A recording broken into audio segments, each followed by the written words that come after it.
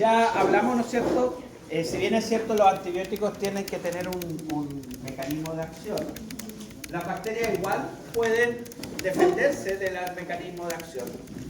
Y eso lo hacen porque durante los procesos de variabilidad genética, que ustedes ya tienen que haber estudiado, ¿no es cierto? Mutación o transferencia horizontal de genes, las bacterias pueden adquirir información que significa adquirir un mecanismo de resistencia o bien una mutación durante el proceso especialmente de replicación del material genético, una mutación que se traduzca en un cambio en el sitio blanco. ¿Ya? Normalmente las mutaciones lo que hacen es cambiar el sitio blanco. Recuerden que el sitio blanco normalmente es una proteína o una enzima, ¿no es cierto?, que participa en una vía metabólica importante. Entonces, cuando nosotros hablamos de resistencia, es un término relativo, como les decía yo, referente a que vemos bacterias que tienen o que se inhiben con concentraciones de antibióticos mucho más elevadas que las que habitualmente ocurren. Es decir, los antibióticos tienen CMI para esas bacterias que son mucho más elevadas que lo habitual. ¿Ya? Y desde el punto de vista clínico, nosotros vamos a decir que una bacteria es resistente cuando no responde a un tratamiento antibiótico. Y hay dos formas o dos tipos de presentación de esta resistencia. Una resistencia intrínseca o susceptibilidad intrínseca que es propia de la bacteria, de una especie o de un género bacteriano, y es cuando el blanco no existe en esa bacteria o bien el blanco no es alcanzable por el antibiótico. Un ejemplo de esto son las bacterias que no tienen pared, ¿ya? Y que obviamente todos los antibióticos que vimos, especialmente el grupo de los beta-lactámicos, que tienen como blanco la síntesis de la pared, no van a tener acción. El blanco no existe. O bien, cuando no alcanzan el sitio blanco y, por ejemplo, antibióticos, los mismos beta-lactámicos que ingresan por la asporina y la bacteria tiene una mutación que hace que la aporina no se sintetice, si se pierde esa aporina, o bien disminuye el diámetro de la aporina y el antibiótico no puede ingresar. El blanco puede existir dentro del citoplasma, pero el antibiótico no lo alcanza. ¿Ya? Eso es una resistencia intrínseca codificada en genes del cromosoma principalmente porque es parte del patrimonio genético de esa bacteria. Pero la resistencia que más nos preocupa es la resistencia adquirida, es decir, que a partir de poblaciones susceptibles surjan individuos que son resistentes. Y esa resistencia surge porque estos individuos cambiaron genéticamente y ese cambio genético se tradujo en resistencia. Y eso es lo que habitualmente ocurre o se selecciona cuando usamos los antibióticos, ya sea en forma profiláctica, en forma de tratamiento o en otros usos que no corresponden al uso terapéutico en humanos. ¿Ya? Cada vez que usamos antibióticos nosotros vamos a estar presionando selectivamente y vamos a estar favoreciendo la selección de bacterias resistentes. De ahí que sea tan importante hacer un uso racional y adecuado de los antibióticos. Entonces, estos tipos de resistencia bacteriana, que los vamos a llamar resistencia intrínseca o susceptibilidad natural, que, como les digo, es característica de un género o de una especie, hay todas las cepas de esa especie o de ese género son resistentes, es como les decía, una característica propia de la bacteria. Es parte de su patrimonio genético, ¿ya? Y normalmente se expresa en genes cromosómicos o residentes permanentes de esa bacteria. En cambio, la resistencia adquirida, que depende de la cepa bacteriana, es decir, aquí dentro de una misma especie pueden haber cepas susceptibles y cepas resistentes al antibiótico.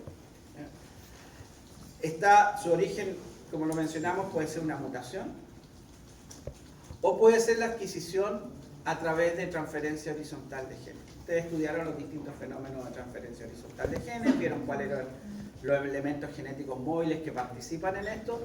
Bueno, cuando esos elementos genéticos móviles llevan un gen que codifica un mecanismo de resistencia, por ejemplo, una enzima que hidroliza un antibiótico o que modifica un antibiótico, eso se traduce en resistencia al antibiótico propiamente tal. Ahora, ¿por qué ocurre la resistencia? Creo que aquí debemos quedar.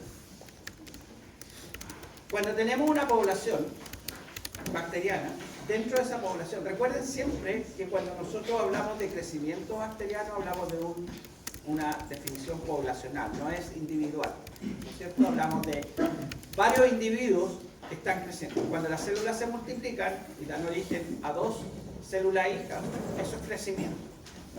En una población natural, nosotros, cada individuo va a tener un comportamiento individual, pero medimos la acción de los antibióticos sobre la población, ¿ya?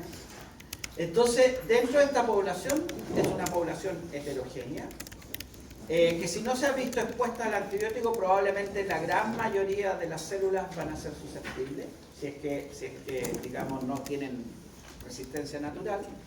Y algunos individuos dentro de esa población, producto de cambios genéticos, pueden disminuir su susceptibilidad o, francamente, transformarse en resistente.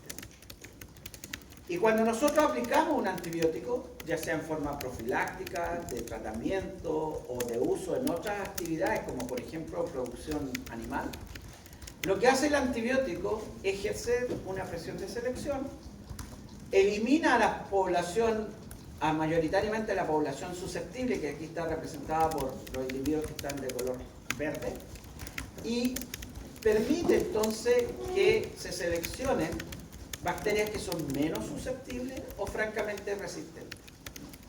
Y si esto lo mantenemos en el tiempo, volvemos a aplicar, ¿no es cierto?, usar antibióticos, se vuelve a mantener la presión de selección y vamos seleccionando cada vez poblaciones más con individuos que son resistentes. Y por lo tanto pasamos de una población que es principalmente susceptible a una población que es mayoritariamente resistente. Cada vez que se prescribe un tratamiento antibiótico a una persona, puede ocurrir esto, ¿ya?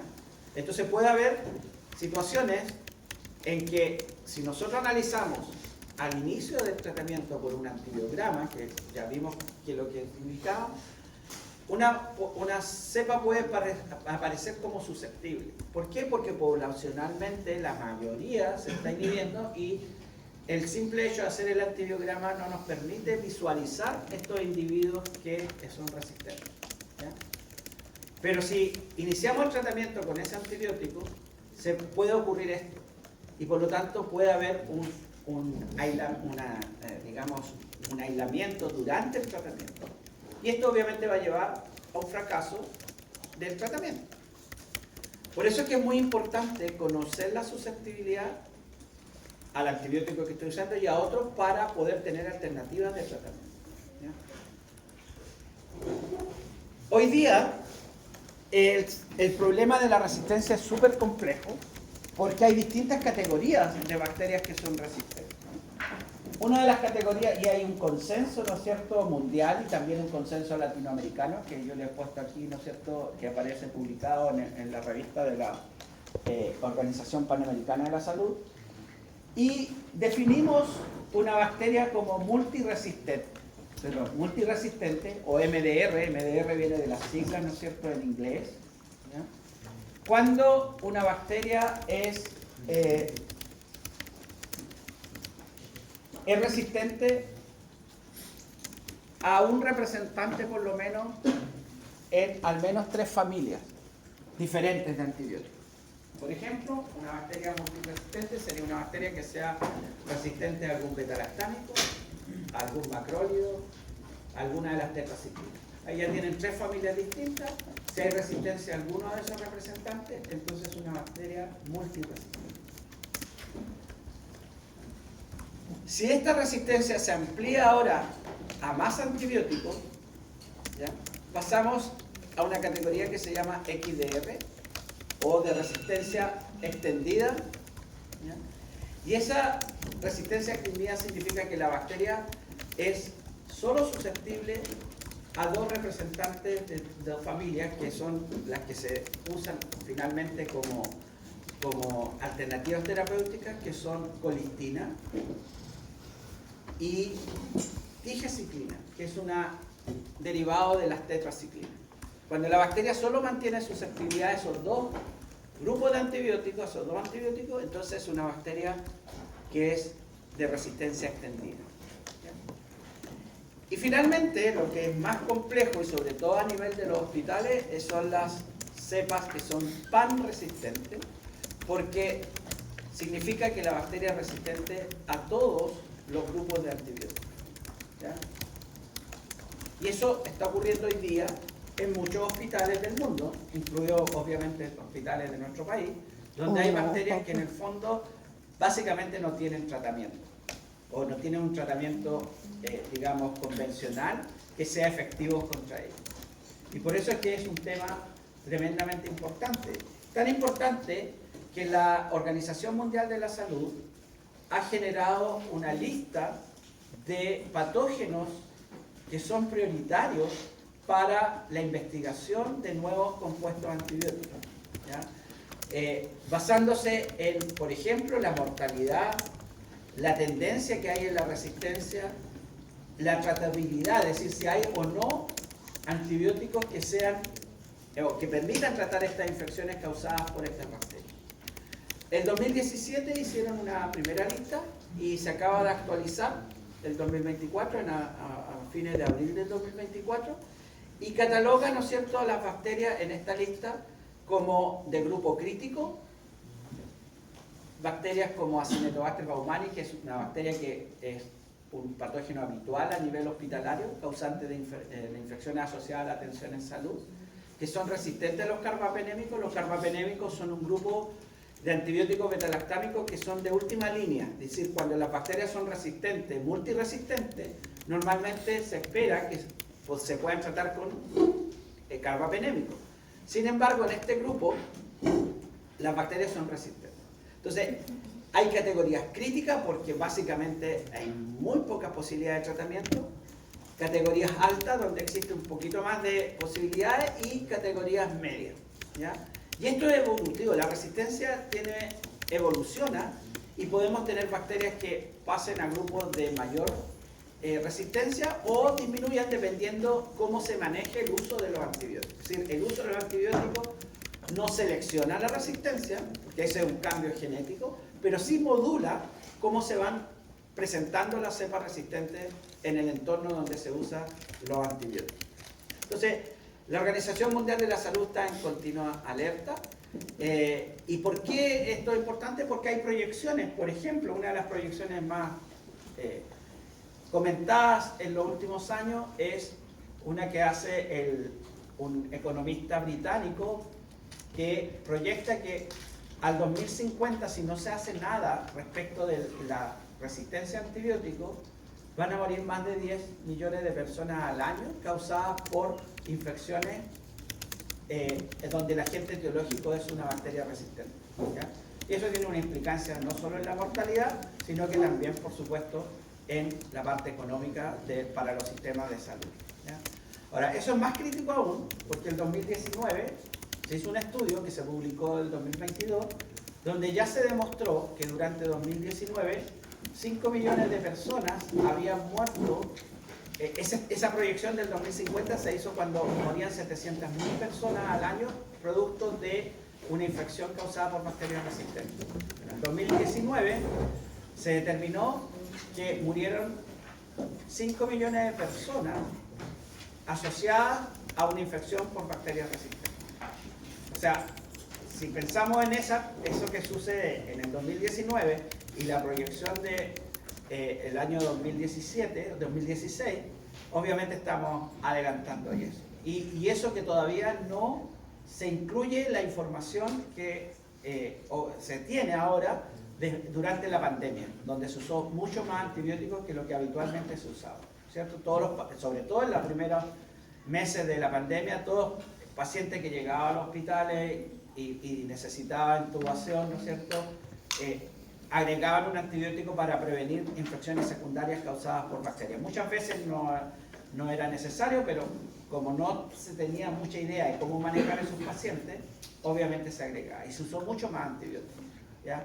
De hecho, la acitromicina, ¿no es cierto?, que en un comienzo se pensó que podía ayudar, ¿no es cierto?, a la recuperación de los pacientes con COVID, se aumentó como un 20, un 25% su uso en los hospitales. Después se demostró que no aportaba nada y se dejó usar, pero durante un tiempo una presión de selección muy alta, ¿ya?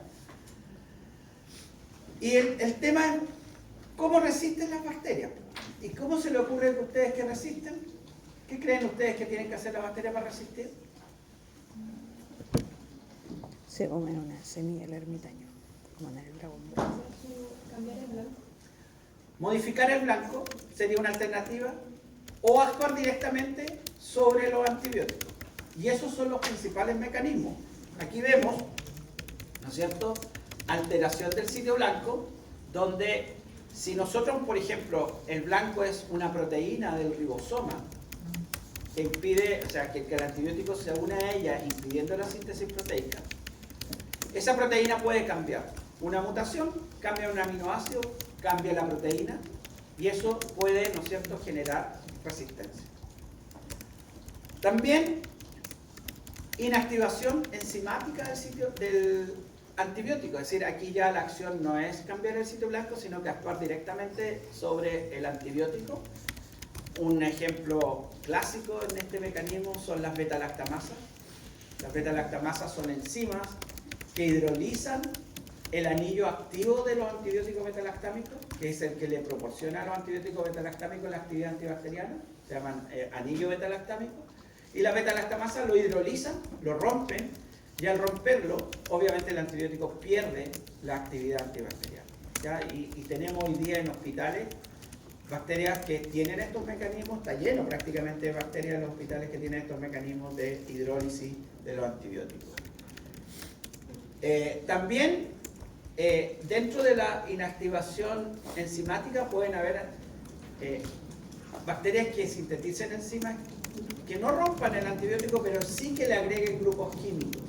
Y al agregarle grupos químicos, lo modifican, y al modificarlo entonces ese antibiótico pierde normalmente la afinidad por su sitio blanco, y eso se traduce, digamos, finalmente en un mecanismo de resistencia. La otra posibilidad es disminuir la concentración intracelular. Sabemos que el antibiótico tiene que ingresar a la célula para ejercer su acción, unirse a su sitio blanco. Pero ¿qué pasa si la bacteria tiene impermeabilidad celular? ¿Dónde creen ustedes que habrá más impermeabilidad celular? ¿En bacteria gram positiva o bacteria gram negativa? Gram negativa, ¿no es cierto? ¿Por qué? Por la membrana externa. Por la membrana externa. La bacteria gram negativa, la única posibilidad para los antibióticos hidrofílicos, que son la mayoría, de ingreso es a través de las porinas, ¿ya? En bacteria gram negativa, los antibióticos hidrofílicos, como los beta-lactámicos, por ejemplo, ingresan a través de las porinas. Pero si las porinas se cierran, ya sea porque disminuyen su diámetro de poro, y eso puede ocurrir por mutaciones en los genes que codifican las porinas, o sencillamente no se sintetizan, el antibiótico no va a poder ingresar a la célula. Y eso hace finalmente que al no ingresar, es decir, por impermeabilidad celular, no alcancen el sitio blanco. El blanco existe, está, pero el antibiótico no puede ingresar. La otra posibilidad es que el antibiótico ingrese, pero la bacteria tenga en su membrana citoplasmática unas proteínas que actúan como bombas de expulsión. Entonces el antibiótico ingresa a una velocidad, la bomba de expulsión toma este antibiótico y lo tira hacia afuera, lo saca de la célula a una velocidad mayor de la que ingresa. Y por lo tanto nunca vamos a tener una concentración necesaria para que ejerza la acción. Y eso entonces impide que el antibiótico pueda ejercer la acción. Y finalmente, otro mecanismo importante es el mecanismo de bypass, que significa que en una vía metabólica, ¿no es cierto? Esta es la vía metabólica, ¿no es cierto?, donde normalmente hay enzimas involucradas, donde el sustrato pasa, ¿no es cierto?, a un producto. El antibiótico, el mecanismo de acción es inhibir esa vía metabólica por inhibición de o acción sobre las enzimas que participan. Pero hay algunas bacterias que sintetizan una enzima adicional, similar a las que son inhibidas por el antibiótico, pero que no tiene afinidad por el antibiótico. Es decir, el antibiótico no la puede inhibir. Entonces, ¿qué es lo que hace la bacteria? Cuando el antibiótico llega, inhibe las enzimas normales, ¿sí? las enzimas originales, pero esta adicional se mantiene activa. Y esa enzima adicional que se mantiene activa es capaz entonces de poder realizar la función que le corresponde, ¿ya? Y eso entonces hace que la bacteria sea resistente. Entonces, la bacteria tiene distintos mecanismos para evadir, en el fondo, la acción del antibiótico. Y una cosa que es súper importante para ustedes es la acción de las biopelículas. ¿Vieron biopelículas en algún momento? ¿No es cierto? Esta capacidad que tiene la mayoría de las bacterias de vivir adheridas a superficies. Una superficie importante que es colonizada y donde se forma biopelícula es la superficie de los dientes, ¿no es cierto? Especialmente aquí, ¿no es cierto?, en esta zona gingival, ¿no es cierto? Las bacterias forman estas biopelículas, se adhieren, y por lo tanto, esta gran cantidad de exopolisacáridos que se forma sobre estas bacterias que están adheridas impide o dificulta la acción de los antibióticos, ¿ya? Por lo tanto, también las biopelículas están contribuyendo a disminuir la capacidad que tienen los antibióticos de ejercer su acción, ¿ya? Y eso hay que tenerlo presente, porque mientras más biopelícula haya, ¿ya?, más posibilidades de tener resistencia a un determinado grupo de antibióticos, ¿ya? Los antibióticos normalmente lo que hacen es eliminar las bacterias planctónicas, las que no están adheridas, y las que están en la parte más externa de la biopelícula, pero las que están en la parte más profunda todavía pueden resistir la acción, porque el antibiótico obviamente no penetra en las concentraciones necesarias para inhibir a la bacteria hacia la parte más interna de la biopelícula.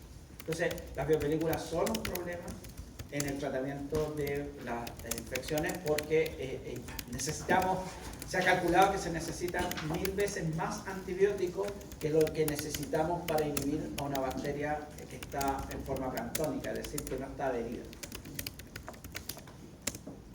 Ahora, ¿cómo se diseminan estos genes de resistencia? Porque uno de los grandes problemas de la resistencia es que las bacterias resistentes se van diseminando y van adquiriendo resistencia.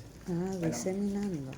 Uno de los fenómenos más importantes en la diseminación de la resistencia es la transferencia horizontal de genes. Ustedes vieron, ¿no es cierto?, los 3 fenómenos de transferencia horizontal de genes. ¿Cuáles eran esos? Conjugación, transformación y transducción. Bueno, uno de los que más impacta en la resistencia es la conjugación, ¿ya? Es decir, una bacteria que es susceptible a los antibióticos puede llegar a ser multiresistente en un evento genético que es la conjugación. ¿Por qué? Porque los plásmidos que se transfieren pueden llevar varios genes de resistencia, varios mecanismos de resistencia a distintos grupos de antibióticos. Entonces, una bacteria que es susceptible, ¿no es cierto?, en un evento genético adquiere este plásmido y se transforma en una bacteria por lo menos multiresistente, ¿ya? Y este fenómeno es dinámico, o sea, la bacteria puede adquirir ese plásmido, puede nuevamente interaccionar con otras bacterias y adquirir otro plásmido u otros elementos genéticos móviles, por ejemplo, tramposones, ¿no es cierto?, integrones, etcétera, y va acumulando, ¿no es cierto?, genes de resistencia. ¿Ya? Esto es como las muñecas rusas, ¿no es cierto? Hay una unidad pequeñita que va adquiriendo genes y va aumentando el potencial de que esa bacteria pase desde susceptible finalmente a llegar a ser una bacteria pandrogo resistente o PDR. Bien, eso es lo que, con esto terminamos el capítulo de control de microorganismos. Yo les recomiendo, hay unos libros, esto en biblioteca, que pueden consultar. Bueno, cualquier libro de microbiología médica trae un capítulo de resistencia donde ustedes pueden reforzar estos conceptos. Este otro libro que es bastante completo, porque no solamente tiene el tema de antibióticos y resistencia, sino que hay otros aspectos de microbiología que también les pueden servir para el curso. Y si es ya específicamente resistente, este es un libro, hoy día esta es la primera edición, pero hay una segunda edición que es un libro que escribimos junto con colegas de la Facultad de Medicina y que creo que está en venta en el Departamento de Medicina Interna. ¿Ya? Es un libro bastante bueno para los estudiantes del área de la salud porque trae la realidad general, pero además la realidad local. Es decir, es un libro que está escrito pensando en las situaciones que ocurren en nuestro medio. ¿Ya? Si alguien lo desea revisar antes de adquirirlo, si es que quiere adquirirlo, yo tengo un ejemplar en mi oficina, se lo puedo prestar para que lo vean y ahí después deciden si invierten o no invierten en conocimiento. ¿Ya? No es que yo esté haciéndole promoción ni gane yo alguna comisión por esto, pero creo que es un buen libro. Si van a usar un libro para resistencia a antibióticos, un libro que está basado en nuestra experiencia como país y obviamente local. Más que los libros que vienen siempre con un tinte de lo que pasa afuera. Bien, hoy día era terminar esto, no sé si quedan dudas generales del capítulo.